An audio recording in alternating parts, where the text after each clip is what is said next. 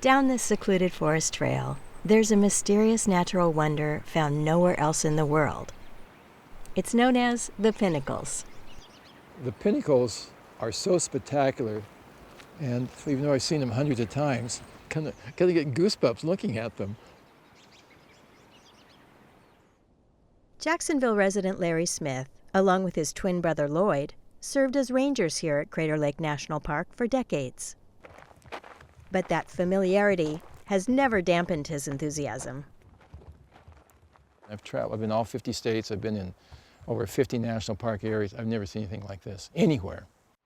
But it's not just the strange beauty of these volcanic spires. What's so amazing is they've been standing there for 5,000 years, and some of those pinnacles are so delicate.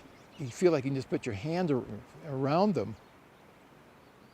These things are one of a kind, but they've been kind of lost in the overshadowing of the caldera.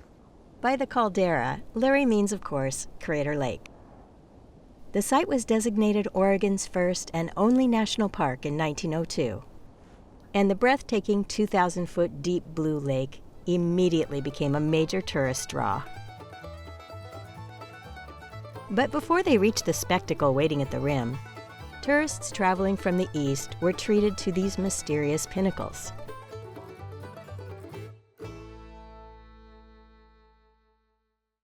This is the old east entrance to Crater Lake National Park. The railroad was just outside the area, so people would pick up the stagecoaches, come up this road, and find this beautiful stand of pinnacles. And they'd stand there, and of course, ooh and awe, because where else in the world could you see something like this? Postcards of the curious features enhance the lake's alluring promise of singular adventure.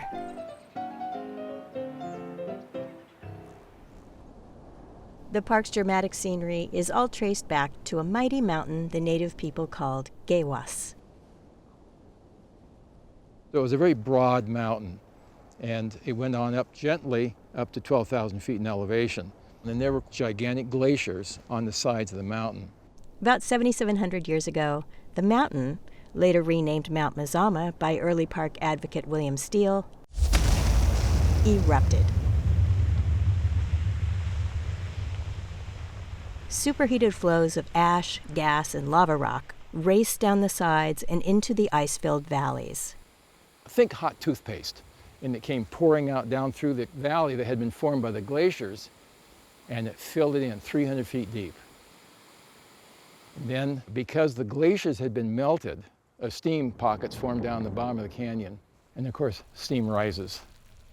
As the steam pushed upward through the thick layer of pumice and other volcanic debris, it formed chimneys, or fumaroles.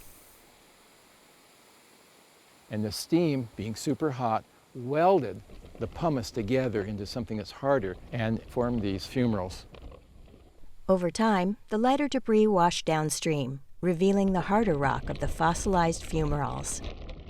And what we have left behind are these tall spires, sticking up here about almost 300 feet high.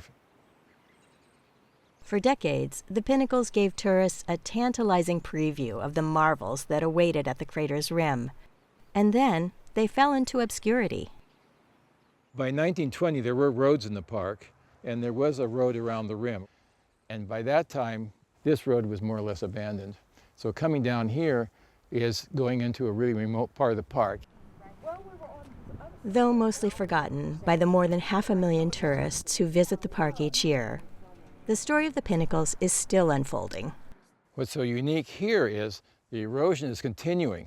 Wheeler Creek is moving in underneath where we're standing right now, and you can see it's being undercut, and those pinnacles are going to fall in. As the creek moves this way, it's going to continue carving, and there are probably more fumaroles right under where we're standing.